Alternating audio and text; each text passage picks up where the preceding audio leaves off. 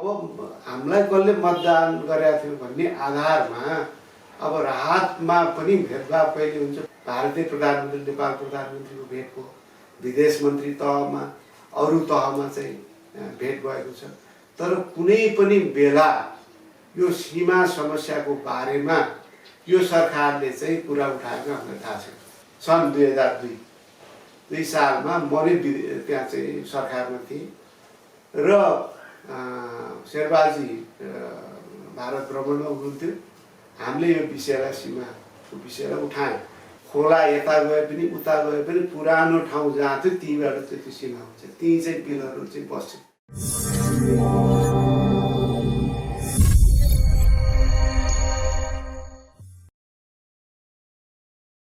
अहिले लकडाउनको समय छ, कोरोना सङ्क्रमणबाट मानिसहरू त्राही भएका छन्। सरकारले जनताका लागि खासै उपलब्धिमूलक काम गरेको छैन। प्रधानमन्त्रीले 80 करोड रुपियाँ राहत वितरण गर्ने भन्नुभयो, तर त्यो अनुसारको देखिएन भन्ने कुरा आइरहेको छ। के भन्छ? सही हो, किनकि यो 2 महिनाभन्दा ज्यादा भइसक्यो लकडाउन भएको। यो कोरोना सङ्क्रमण सम्भावित सङ्क्रमणबाट देशलाई रोक्नु भनेर, तर सरकारले लकडाउन गर्ने बाहेक केही काम गरेको चाहिँ देखिएन। लकडाउन छ, घरै बस भनेर सरकारले आफ्नो जिम्मेवारी पुरा भयो भने जसरी यो सरकार प्रस्तुत भएको छ, यो अत्यन्त दुर्भाग्यपूर्ण कुरा हो। किनकि यो लकडाउनका कारणले लाखौँ नेपालीहरू, करोडौँ, 3 करोड हामी नेपालीहरू छौँ, ठुलो सङ्ख्यामा नागरिकहरू सामाजिक र आर्थिक समस्याबाट गुजिरहेका छन्। गाउँमा जो रोजगार गुमाएर सहर बजारबाट घर फर्केकाहरू पनि त्यहाँ 2-3 जना पहिला बुढापाकाहरू केटाकेटी हुन्थ्यो भने 2-3 जना हुन्थ्यो भने अब चाहिँ छोरा छोरी बुहारी सब गर्दा चाहिँ 7-8 जना भएको। अन्नपात अब 1-2 महिना म पटक जिल्ला पुगेँ, अब त्यो किसिमको कुराहरू चाहिँ आइरहेका छ। अन्नपात पनि सकिन थाल्यो। सरकारी वास्तविक नागरिकले केही गर्न सकेको छैन, एकदमै छैन। जस्तो उहाँले राहतको कुरा गर्नुभयो, राहत प्याकेज भनेर भन्नुभयो, तर पैसा बिनाको प्याकेज, बजेट बिनाको प्याकेज, घरबेटीहरूले बाल नलिनु भन्नुभयो, ब्याङ्कहरूले चाहिँ ब्याज नलिनु भन्नुभयो। अनुरोध गर्ने भन्दा उहाँहरूको आफ्नो तर्फबाट गर्ने कन्ट्रिब्युसन, योगदान सरकारको तर्फबाट केही पनि छैन। अनुरोध गरेर जनतालाई झुक्क्याएको भन्यो भने के हुन्छ? अब झुक्याएकै त भन्नु पर्यो। अब राहत दिन्छु भन्ने राहत नदिने, स्थानीय तहहरूले जे जति आफ्नो बजेटबाट अलिअलि केही दिन जे सम्भव थियो खाद्यान्न अलिकति र सहयोग गरे। त्यो त्यसको पनि एउटा सीमा थियो। केन्द्र र प्रदेश सरकारबाट दिन्छु भनेको आएकै छैन भन्ने उनीहरूको चाहिँ गुनासो छ। भनिसकेपछि केन्द्र सरकारले त गर्दै गरेन, केही गरे, कति करोड देखाउनु भयो, त्यो पनि कहाँ के गयो त्यो पारदर्शिता छैन। जहाँ गएको छ, जहाँ उहाँहरूको स्थानीय सरकार पनि छ, त्यहाँ पनि अब भेदभाव, उहाँले केन्द्रले के दिएको भन्नेमा पनि भेदभाव।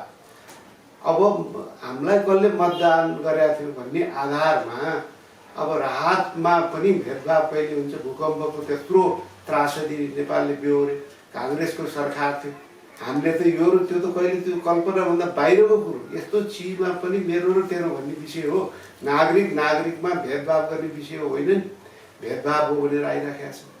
अनिखेर राहत दिन्छौँ कहीँ नजानुहोस् भनेर चाहिँ उर्दी जारी भयो, तर अब खाद्यान्न छैन, खाने कुरा छैन, नगएर के गर्ने। अनिखेर चाहिँ नागरिकहरूले बाध्य भएर जो चाहिँ ज्यालामा काम गर्थे विभिन्न ठाउँमा, सहर बजार काठमाडौँमा, उनीहरू हिँड्दै जब बाध्य भएर चाहिँ फर्किन बाध्य भयो। यस्तो अवस्था छ। अनि नेपाली कङ्ग्रेस कता हराएछ? होइन, हामी हराएको छैन। वास्तवमा भन्ने हो भने अहिले नेपाली काङ्ग्रेस त सत्तामा छैन।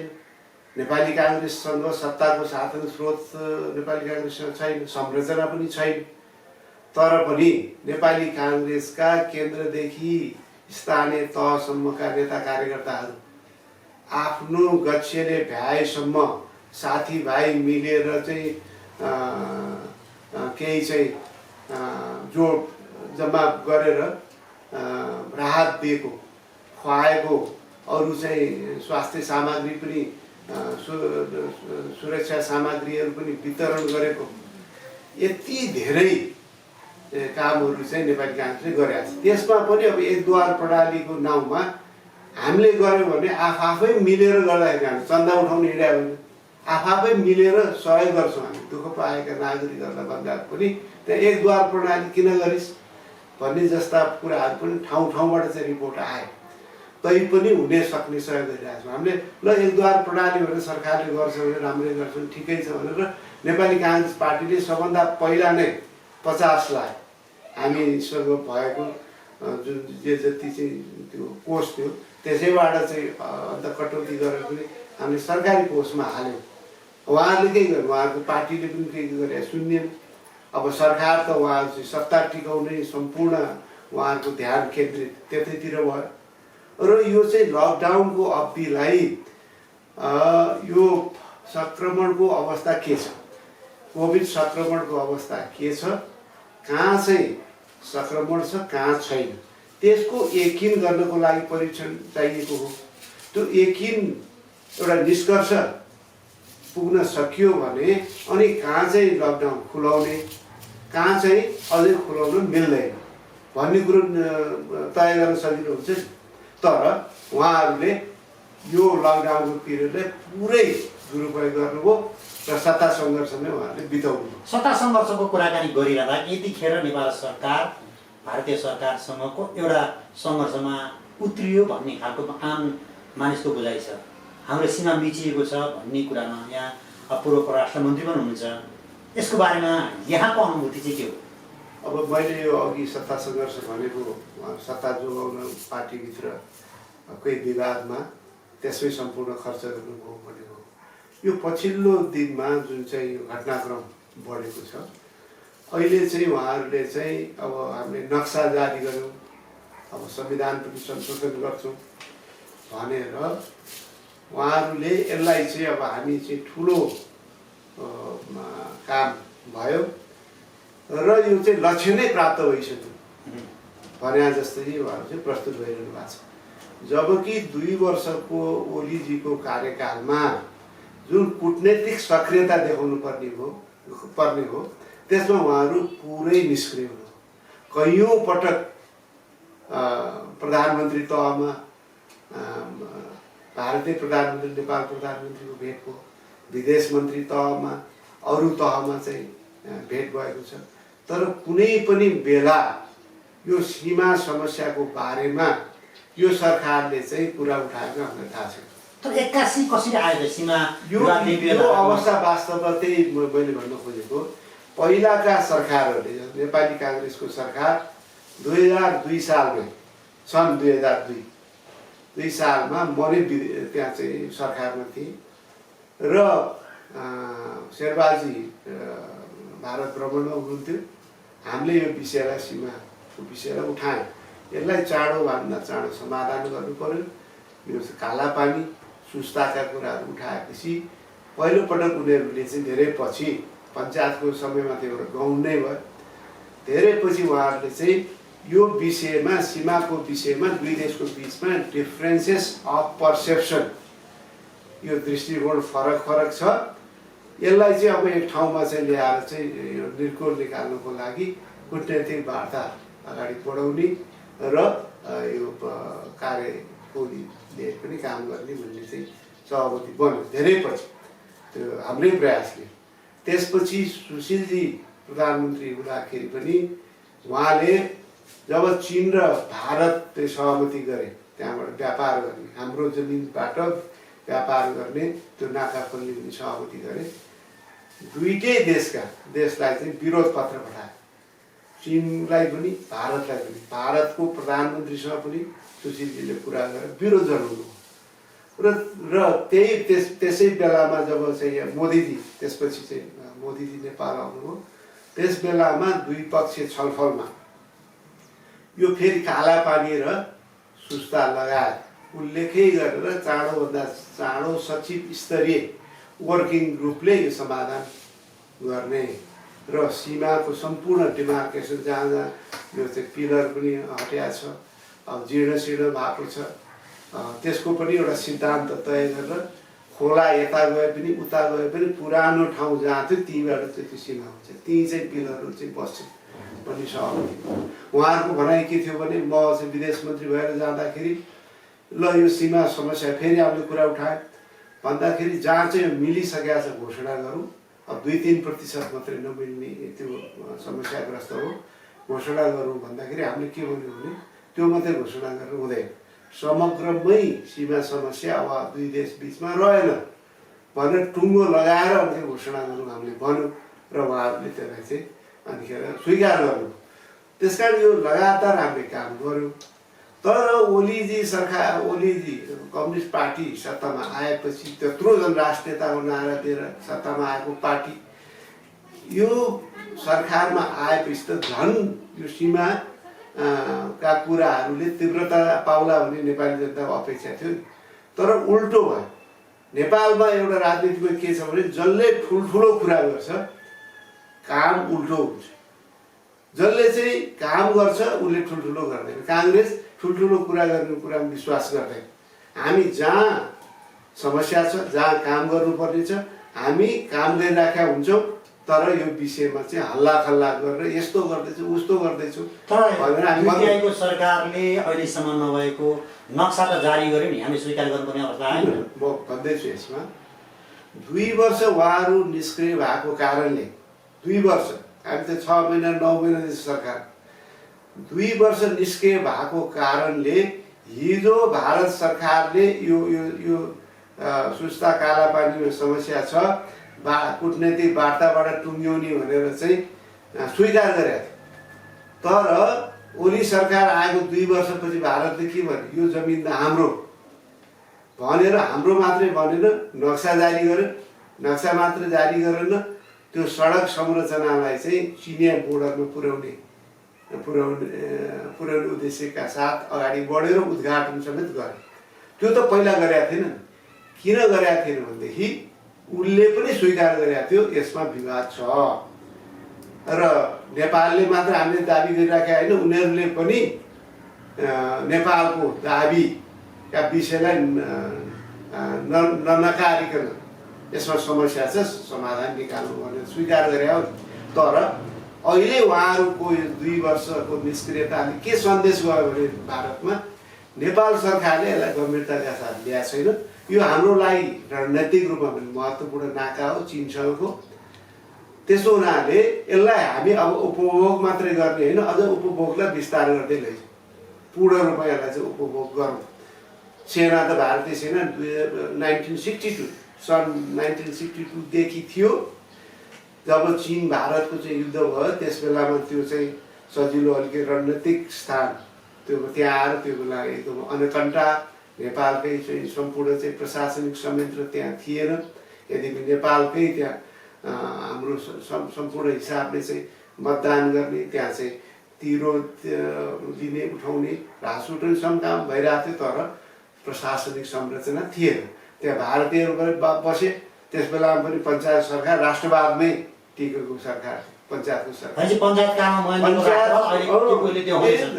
त्यस बेलामा उहाँहरूले पनि यसलाई चाहिँ मौन स्वीकृति दिएर चुपचाप 46 सालको प्रजातान्त्रिक परिवर्तन पछि अनि यो विषयहरू चाहिँ फेरि चाहिँ सर्फेसमा आयो र सरकारहरूले चाहिँ उठाउन थाल्यो र यो विषय चाहिँ फेरि चाहिँ छलफलको विषय चाहिँ बन्यो। पहिला चाहिँ भएको थिएन र यो चाहिँ अब 2 वर्षपछि यो जुन भारतले चाहिँ नक्सा जारी गर्यो कार्तिकमै नक्सा जारी गरे हो नि। जब चाहिँ देशभरिमा चाहिँ यो विरोध भयो, नेपाली काङ्ग्रेसले नै बोल्यो, त्यसपछि चाहिँ बल्ल उहाँहरूले चाहिँ कूटनीतिक नोट पठाउनु। त्यसपछि फेरि उहाँहरू चाहिँ चुप लागेर बस्नु। यो चाहिँ केही गर्नुभयो। सरकार चुपाउनु पर्ने कारण के? त्यही त यो त आश्चर्य छ नि, यस्तो राष्ट्रवादको कुरा गर्ने सरकार। त यो अहिले आएर जब फेरि चाहिँ सडक उद्घाटन भएपछि पहिला सरकारले के भन्यो थाहै छैन, हामीलाई थाहै थिएन। पछि फेरि विदेश मन्त्रीले होइन हामीलाई त थाहा थियो पहिल्यैदेखि खनेर आफ्नो संसदीय समितिहरूमा संसदमा जाँदै बोल्नु भनेपछि चौतर्फी रूपमा जब यो विषयमा सरकारको निष्क्रियता प्रति आलोचना भयो, गम्भीर आलोचना भयो, त्यसपछि मात्रै ओली सरकार चाहिँ बेउजी स्थितिमा यो अब त चाहिँ के छन् हामीले चाहिँ यसमा चाहिँ केही नगरी भएन भनेर उहाँहरूले चाहिँ नक्सा जारी गर्नु। नक्सा जारी गरेर त्यो नक्सालाई फेरि चाहिँ मन्त्रीजीले घर घरै त्यो नक्सा त वास्तवमा भारतमा हामीले अब जारी गऱ्यौँ। नक्सा जारी गर्नुका यी कारण छ, प्रमाणहरू चाहिँ यी छन् र तपाईँहरूसँग अझ हाम्रोभन्दा बलियो प्रमाण छ भने तपाईँहरूले देखाउनु पऱ्यो भनेर हामी कुटनीतिक बाटो पक्रेर यसको चाहिँ समाधान खोज्ने हो नि। तर उहाँले चाहिँ फेरि के गरिदिनु भयो भने युद्धमा जाने जस्तो चाहिँ रूपमा प्रस्तुत गर्नु। अब नक्सा नेपालको नै जमिन हो, नेपालकै भूमि हो। सन् 1816 को सुगौली सन्धिले महाकाली काली पूर्व नेपाल हुने भनेको र कालीको शिर लिम्पियाधुरा नै हो, त्यसमा दुई मत छैन। पहिलाको भारतीय म्यापमा पनि त्यही देखाएको छ, पछि मात्रै उहाँले परिवर्तन। तर सत्ताधारीको त आरोप छ नि नेपाली कङ्ग्रेस प्रतिपक्षमा छ, त्यस कारण सरकारले राम्रा गरेका कुराको विरोध गर्यो भन्ने उनीहरूको त आरोप त छ नि। होइन, हामीले त जे चाहिँ तथ्य सत्य छ त्यही आधारमा बोलिराखेका छौँ। उहाँहरूले यो केही समय अगाडिसम्म त कहाँ छ नक्सा भनेर उहाँहरू नै प्रधानमन्त्री मन्त्रीहरू नै कहाँ त्यो त हामीले केटाकेटी कहिले पनि पढेको यो थिएन, नेपालकै थिएन जसरी चाहिँ प्रस्तुत उहाँहरू भएको हो नि। त फ्याक्ट छ नि, सम्पूर्ण मिडियामा आछ। हामीले थोडा आरोप लगाइरहनुपर्छ र जे होस् पछिल्लो दिनमा चौतर्फी चाहिँ दबावपछि उहाँहरूले यो नक्सा जारी गर्नुभयो। यो ठिक भएको छ, यो विषयमा हामी साथमा छौँ। तर नक्सा जारी गर्दैमा त्यो भूमि हाम्रो अधीनस्थता आइसकेको छैन, हामीले प्रयोग गर्न पाएको छैन भनेपछि अब हार्डवर्क, अब कठिन काम त बाँकी छ नि। अब यहाँ कठिन काम बाँकी छ नि, कठिन काम बाँकी नै छ। अहिले नै अब चाहिँ लक्ष्य प्राप्त भइसक्यो भने जस्तै उहाँहरू चाहिँ प्रस्तुत भइरहनु भएको छ। त्यसकारण जमिन फिर्ता आउँछ कि आउँदैन? नक्सा त आयो, सरकारले जारी गर्यो। त्यसकारण मैले भन्छु यो जमिन फिर्ता आउँछ, यो हाम्रो अधीनस्थ हुन्छ। तर यसको लागि धैर्यता, कुटनीतिक सिप, अब तितो पोखेर जसरी संसदमा प्रधानमन्त्रीजी प्रस्तुत हुनुभयो, कुटनीतिक भाषा प्रयोग उहाँले गर्नु भएन। त्यो चाहिँ युद्धमा अब अरू कुटनीतिक बाटो सकियो भन्ने बेलामा त्यस्तो चाहिँ भाषा प्रयोग गरिन्छ। तर हामी कुटनीतिक बाटोबाटै हामीले यो हाम्रो चाहिँ कालापानी लगायतको जमिन हाम्रो अधीनस्थ गर्ने हो भने व्यवहारमा, नक्सामा मात्र होइन व्यवहारमै गर्ने हो भने हाम्रो बोली कुटनीतिक हुनु पर्यो, बोली नरम हुनु पर्यो, तर काम ठोस हुनु पर्यो। ठोस रूपमा हामी प्रस्तुत हुनु पर्यो। जनतालाई सुनाएर मात्रै भएन, नेपाली जनतालाई सुनाएर मात्रै भएन, भारतीय अधिकारीहरू उच्च स्तरीय तहमा सप्रमाण आधार सहित यी कारणले यो नेपालको जमिन हो, यो होइन भन्ने कि अन्यथा भन्ने विषयमा तपाईँहरूसँग के आधार छ? यहाँ यो सबभन्दा पुरानो ऐतिहासिक दस्तावेज, जुन पुरानो दस्तावेज जे हुन्छ त्यो नै अथेन्टिक हुन्छ र सुगौली सन्धिबाटै नेपालको चाहिँ सीमा, नेपाल भारत सीमा चाहिँ छुटिएको भनेपछि यो कुरो चाहिँ यहाँहरूले चाहिँ स्वीकार गर्नुपर्छ। त्यसै प्रधानमन्त्रीको अभिव्यक्तिका कारण भारत रिसाएको छ, नेपाल र भारतको सम्बन्ध चिसिन खोज्यो भन्न खोज्नु भएको? मैले के भन्न खोजेको हो भने कुटनीतिक बाटो भन्दा अर्को विकल्प छैन, होइन? कुटनीति बाटोबाटै यो जमिनहरूलाई हामीले साँचो मानेमा आफ्नो अधीनमा ल्याउने हो भने हामीले अरूले बोल्न सक्छ, तर शीर्षस्थ सत्ताको शीर्षस्थ स्थानमा बसेका व्यक्तिहरूले, प्रधानमन्त्रीले खास गरेर उहाँले चाहिँ कुटनीतिक भाषा प्रयोग गर्नुपर्छ। र यो चाहिँ कहिलेकाहीँ के हुन्छ भने भाषाका कुराहरूले पनि के गरिदिन्छ भने बिग्रिन्छ परिस्थिति। संसारमा धेरै यो चाहिँ समस्या बल्झिएको, जटिल भएको, त्यसले चाहिँ ठुलो समस्या चाहिँ सिर्जना भएको भाषाका कारणहरूले पनि छन्। त्यसकारण भाषामा नरम, काममा ठोस रूपमा लागिरहने यो विषय त नेपालको प्राथमिकताको विषय हो, हामी त भन्छौँ राख्छौँ उठै गर्छौँ। यो समाधान नभएसम्म यो विषय नेपालले छोड्दैन भन्ने सन्देश पुग्यो भने उहाँलाई के लाग्छ भने नेपाल छिमेकी हो, छिमेकी मात्रै होइन, नेपालले भारतको बोर्डरको समेत सुरक्षा नेपालीहरूले गरेका छन्। यत्रो ठुलो योगदान गरेको देश र प्रमाणसहित यो भन्दैछ र नेपालबाट भारतलाई असुरक्षा हुने सुरक्षाको कुराहरू चाहिँ भारतीय मिडियामा हाम्रो त्यत्रो सुरक्षाको चाहिँ महत्त्वपूर्ण नाका हो भनिरहेको छ। यो चाहिँ नेपालको अधीनस्थ भएर नेपालको अधीनस्थ भएर काहीँ चाहिँ भारतलाई असुरक्षा हुन हामी दिन्छौँ र कुनै हालतमा दिँदैनौँ नि भनिसकेपछि अरू नेपालको यत्रो चाहिँ भूभाग चाहिँ हाम्रो चाहिँ भूभागबाट भारतलाई असुरक्षा हुने काम हामीले गरेका छौँ र कालापानी लिम्पियाधुरा चाहिँ लिपुलेक नेपालको अधीनस्थ हुँदा चाहिँ भारतलाई असुरक्षा हुने कुरा हामी गर्न दिन्छौँ र दिँदैनौँ नि। यो कुरा त हामीले चाहिँ तर्कसङ्गत तरिकाबाट प्रस्तुत हुने हो भने यो कुरा हामी बुझाउन सक्छौँ। भारतका नेताहरूको अभिव्यक्ति सुन्ने हो भने अहिले पुरै कम्युनिस्ट सरकार चीनको निर्देशनमा चल्यो, त्यसकारण यो कुरा उठायो भन्ने खालका कुरा पनि आइरहेका छन्। अब यो चाहिँ नेपाली जनताको विषय हो। उहाँहरूलाई हामीले चाहिँ यो भारतीय मिडियाहरूले पनि त्यो किसिमको इम्प्रेसन भारतीय जनता अब मिडियाको यत्रो आज भनेको छ भोलि भनेको छ सबै मिडियाले भनेपछि त त्यही रहेछ क्या अरे। अब सबैले यो सब खोज्दै हिँड्नु त आम जनताले त त्यो सक्दैन, के प्रमाण छ कसो प्रमाण छ भनेर। त्यसो हुनाले हामीले पनि भारतको जुन ओपिनियन मेकरहरू छ हामीले आफ्नो कुराहरू चाहिँ बुझाउन सक्नुपर्छ र त्यहाँ नै हो नेपालको कुरा त जायज रहेछ नि भनेर चाहिँ भारत सरकार सँग भारतीय नै ओपिनियन मेकर जनताबाट पनि यो आवाज उठोस्, त्यो पनि हामीले प्रयास गर्नुपर्छ भने यो भारतीय नेतृत्वसँग पनि हामीले चाहिँ सप्रमाण कूटनीतिक बाटोबाट प्रस्तुत हुनुपर्छ। त्यो मात्रै हाम्रो विकल्प हो। अरू चाहिँ के छ भनेदेखि विकल्प हाम्रो अगाडि चाहिँ छैन। लागिराख्यौँ भने यो कुरा चाहिँ ढिलो चाँडो प्राप्त हुन्छ।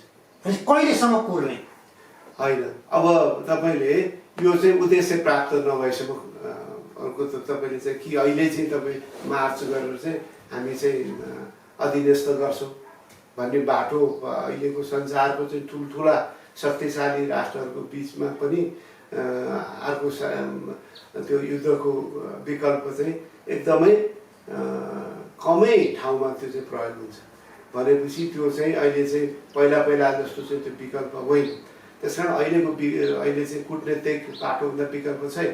त्यसकारण हामीले पर्सिस्टेन्ट हुनु पऱ्यो, लागे गर्नु पऱ्यो भने त्यो चाँडै आउँछ। सुरुवाती सधैँदेखि अहिलेसम्मको कुराकानी गर्दै रहँदाखेरि यहाँले भनिसक्नु भएको छ अब राष्ट्रपति हुँदाखेरि पनि त्यो विवादित भूमि हो भनिरहँदा नेपाल अन्तर्राष्ट्रिय अदालतमा पनि जान सक्थ्यो नि, किन नगएको? मलाई के लाग्दछ भने यो अन्तर्राष्ट्रिय अदालतमा गएर यसको चाहिँ के छ निष्कर्ष यो के छ भने अन्तर्राष्ट्र भने पनि यो चाहिँ अब यो चाहिँ पावर प्ले होइन, त्यो बाटोबाट हामीले हाम्रो लक्ष्य प्राप्त गर्न सक्छौँ विश्वास छैन। कतिपयले चाहिँ यो चाहिँ अन्तर्राष्ट्रिय अब यो भावनामा बग्न त हामी सक्छौँ होइन, हामी लडेर शक्तिको पछाडि दौडिन्छ, त्यसकारण के हुन्छ भने त्यो नै म दोषारोपण त गर्न चाहन्न। तर त्यो चाहिँ के छ भने हाम्रो लागि उपयुक्त बाटो होइन। हाम्रो लागि उपयुक्त बाटो चाहिँ द्विपक्षीय वार्ता कूटनीतिक पहल यही बाटो हो। हामी लागिरहेर चुपचाप धेरै हल्ला नगरिकन काङ्ग्रेसको सरकार लागिरहेर उहाँहरूले चाहिँ के छ भने यो यसमा चाहिँ विवाद छ भन्ने मा त हामीले ल्यायौँ नि, त्यो प्रगति हो नि त।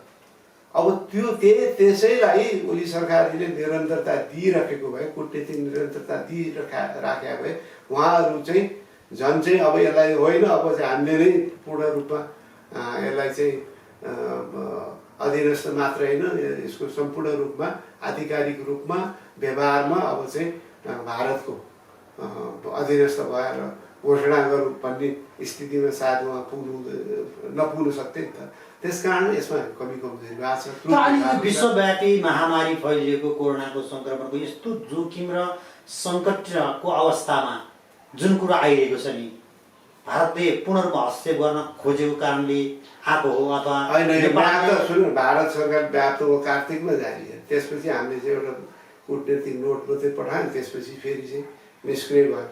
त्यसो हुनाले के कुरो के हो भने यो विषय चाहिँ नेपाली जनताले नेपालले छोड्न नसक्ने विषय हो। यसलाई चाहिँ यसमा चाहिँ हामी सम्झौता गर्न सक्दैनौँ। यो चाहिँ के छ भने जुन सुगौली सन्धि अनुसारको भूमि नेपालको हुनुपर्छ, त्यसमा दुई मत छैन। तर हामीले यो प्राप्तिको लागि अत्यन्त सिप प्रयोग गर्नुपर्छ, कठोर यात्रा तयार गर्नुपर्छ र आफ्ना अभिव्यक्तिहरूले त्यो रास्ता, त्यो बाटोलाई, त्यो भन्छ नि, त्यो रोडलाई अझ जटिल, अझ कठिन बनाउनु भयो। कठिन जो बाटो छ भने त्यो कठिन बाटोलाई कसरी अलिकति, जसरी चाहिँ हिमाल चढ्दाखेरि, सगरमाथा चढ्दाखेरि कहाँनिर चाहिँ त्यो एउटा चाहिँ पुल जस्तो चाहिँ हाल्नुपर्छ, कहाँ चाहिँ होइन त्यो नभए पनि हुन्छ, त्यो सबै तयारीका साथ हामी चाहिँ त्यो कठिन बाटोलाई झन् कठिन बनाउनु, त्यसलाई चाहिँ सहज बनाउनुपर्छ। सहज बनाउनुको लागि भाषामा नरम, काममा चाहिँ अर्जुन दृष्टि हुनु पर्यो, जुन चाहिँ अहिले वर्तमान सरकारको चाहिँ भाषामा मात्रै, अहिले त्यो पनि पछिल्लो दिनमा यो भाषामा चाहिँ उहाँहरू चाहिँ एकदमै ठुल्ठुलो भाषा प्रयोग गर्नु भएको छ। तर काममा चाहिँ कति अर्जुन दृष्टि दिनुभएको छ, उहाँहरूले नै आफूले समीक्षा गर्नु पर्यो र अबका दिनमा गत समयको चाहिँ गल्ती यो सरकारले नदोहोऱ्याओस्। त्यो अवस्थामा नेपाली काङ्ग्रेसले यो विषयमा चाहिँ सरकारलाई पुरा साथ दिन्छ। अहिले अब यही अवस्थाको कारण अब भारतले छिट्टै नाकाबन्दी गर्छ मलाई त्यस्तो लाग्दैन। यो गत समयमा जुन चाहिँ दुःखद दुई देशको बिचमा भयो, नाकाबन्दीको स्थिति आयो, नेपालले बिहोर्यो, त्यसले चाहिँ दुई देशको सम्बन्धमा तिक्तता नै थप्यो। यो नाकाबन्दी सकिसकेपछि प्रचण्डजी प्रधानमन्त्री हुँदा म विदेश मन्त्री थिएँ र भारत भ्रमणमा म गएको थिएँ। त्यस बेलामा भारतीय नेतृत्वले कसरी अब नेपाल र भारतको बिचमा एउटा विश्वासको सम्बन्ध विकसित गर्ने भन्दा मैले के भनेको थिएँ भने नेपाल र भारत बिच यत्रो चाहिँ गहिरो सम्बन्ध, ऐतिहासिक सम्बन्ध छ। तर नेपालका केही चाहिँ चासोहरू छन्। यो तपाईँहरूको लागि ठुलो कुरो होइन, तर नेपालको लागि महत्त्वपूर्ण कुरो हो। जस्तो चाहिँ यत्रो लामो बोर्डर छ, हिमाल, नेपालको हिमालबाट चाहिँ विभिन्न नदीहरू भारतमा जान्छ, त्यसबाट भारतको ठुलो भूमि सिंचित हुन्छ। तर कतिपय साना साना खोल्चाहरू पनि छन्, खोलाहरू पनि छन्। हिउँदमा सुक्छ, बर्खामा त्यहाँ पानी टन्न आउँछ। पारिपट्टि त्यसमा रोड बाँधहरू चाहिँ बन्यो भनेर बाँधिँदाखेरि यता चाहिँ त्यो भूभाग चाहिँ डुबानमा पर्छ। त्यसबाट नेपाली जनता आहत हुन्छ, त्यसबाट उनीहरू चाहिँ पीडित हुन्छ। त्यो चाहिँ नेपालको चाहिँ चासो हो, जनतासँग जुडेको चासो। त्यस्तै हाम्रा कतिपय सन्धि सम्झौता भएको छन्, बराबरीको सन्धि भएन भन्ने गुनासो छ। सन्धि भए अनुसार पनि भारतले गरेन भन्ने गुनासो छ। तर भारतको विचार प्रवृत्ति त जहिले पनि त्यही त हामीले भन्यौँ। हामीले चाहिँ कूटनीतिक भाषामा यी कुराहरू चाहिँ भए भन्ने चाहिँ नेपाली जनताको गुनासो छ, असन्तुष्टि छ। त्यस्तै गरी चाहिँ सीमाको समस्याहरू छ। यो सीमाको समस्यालाई पनि समाधान गरौँ। भारतको लागि ठुलो कुरै होइन, हाम्रो लागि ठुलो कुरो हो।